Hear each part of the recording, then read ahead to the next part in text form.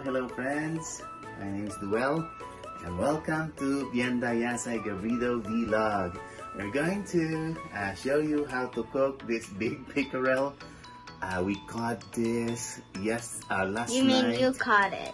Actually, I caught it, okay, last night, and I thought it was like a snag or it was like a rock. But when I keep on like pulling it, oh my, it's a fish. It's like a giant walleye. Look, look, look, look, look. I'm going to fry this whole, okay? And you will see later on how beautiful the fried walleye is, okay? But na. Ayan o. Ang walleye ang isa sa pinakamasarap na isda sa freshwater. Ang kasunod dyan ay yung perch. Ayan o, nilalagyan ko. Ang asin ko ay tawag dito, Himalayan salt. Healthy daw eh, healthy. Okay. Ayan. Lagyan din natin.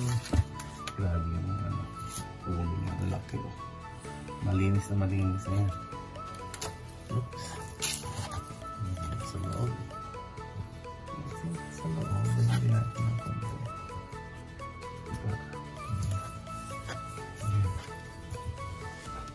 Spices. Pero actually, perfect yung lalagyan. Asin lang actually. Plain na, no? Perfect na perfect. Yan. Okay. Yung ating pickerel. Hinuli natin sa lake. Fresh na fresh. Ayan. Ganyan ang ginawa ko. Ayan. Para pag yung iniwa ko ng papaloob para bubukas siya pag yung niluto mo. Ayan, no? Ganyan siya. Ganyan siya. Para bubukas siya pag yung niluto mo ng buo. Ayan. Okay, ayan. Ayan, kasi doon naman konting pambuka. Ayan, okay. Ayan ko pa ng ibang mga. Eto na. Lulutuin na natin ang ating pickerel. Dangkalin ko ha. Ako ay malaki ng tao. 1, 2 and 2 and a half dangkal. Okay? Ganun siya kalaki. Ito yung kamay ko ha. Tingnan mo siya. Ay, naku, ang laki-laki niyang pickerel na yan. Okay? Ito mamaya ang gagamitin natin sa sweet and sour. Mga sangkap, bawang sibuyas. Meron tayong luya. Meron tayong sili. Of course, meron tayong carrot pang garnish. Right? Pero first step ng pagluluto ay lulutuin ko ang ating walleye buo, ha? Lulutuin ko siya dito sa aking 7 quarts, well, 7 quarts roaster. Mukhang hindi kakasya. Ang gagawin ko, sige, ang gagawin ko, hahatiin ko na lang muna sa gitna and then sa presentation, papakita kong buo. Okay? Ayan. So, pinainit ko muna ang mantika. Again, and ang ating walleye na. Hindi. Grabe. Sige, tignan natin mamaya, ano? I'm so excited. Okay? Okay, so ngayon, habang pinainit ko ang ating mantika, umiinit na siya. Akin ang pinaprepare din ng ating mga bawang sibuyas. Okay? Luya. Then, ilalagay ko yan dito sa aking solution ng vinegar, soy sauce, and water. Ilagyan ko siya ng sugar. Diba? Yan. Para sweet and sour. Okay? Sweet and sour ang gagawin nating luto sa ating walleye. Okay? Alright.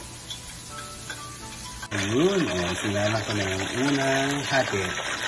Kaya gawin ko, masyadong mali pala yung 7 quarts. Pag dudugtong ko na lang mamaya.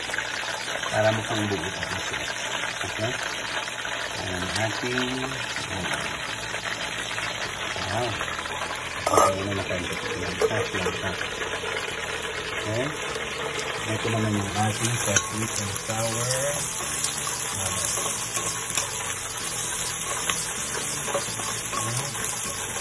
Again, kami sa fresh walleye. Okay? Wow. Okay, so ngayon gagawin natin dito sa ating ginisang bawang, sibuyas, luya. Lalagyan natin siya ng, ito yung solution kanina. Okay. So, yan. Ito ko na yan. And, tuloy-tuloy lang halo.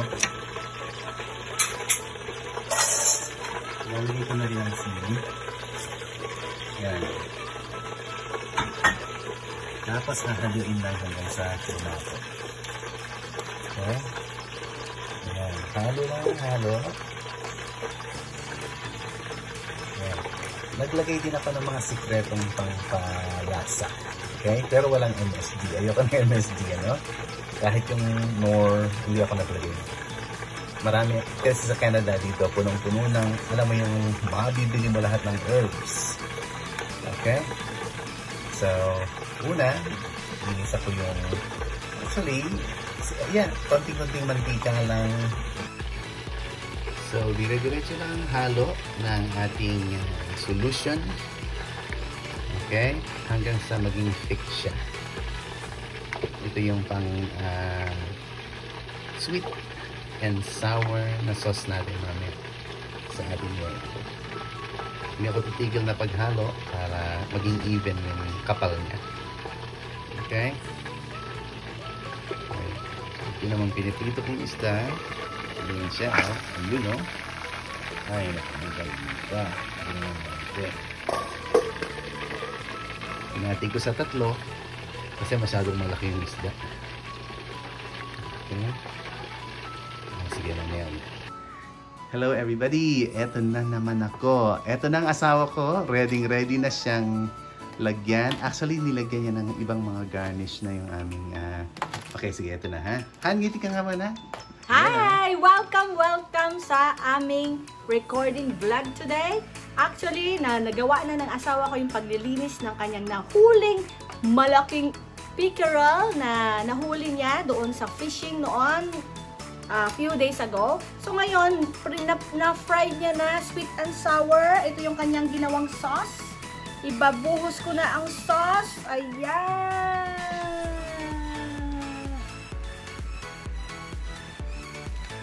Ayun!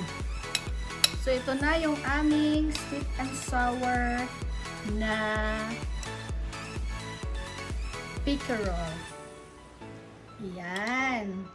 So, ayan. So, dito sa Canada, makachamba ka na makapick or maka-fish na ganito kalaki. Ba? Bongga. Bingo, kumbaga. So, yan ang aming na-fish. Kanyang na-fish. So, Tikman mo nga yung isang... tikman natin yung isang gilid. Wala naman ako. Lalagyan ko pati.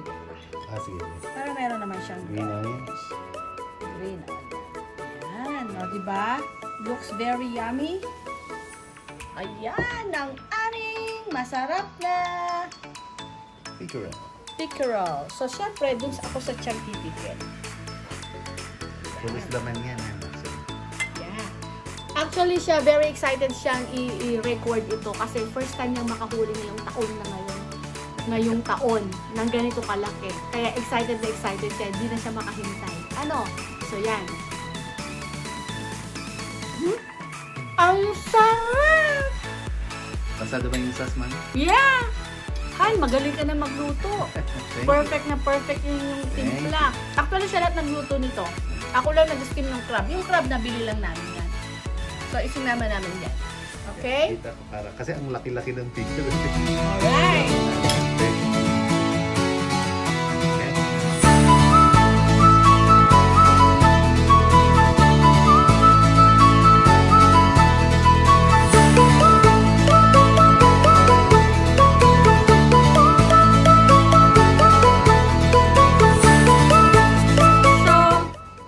Again, thank you guys for watching. Aming kakainin na to for our dinner. Alright? Bye!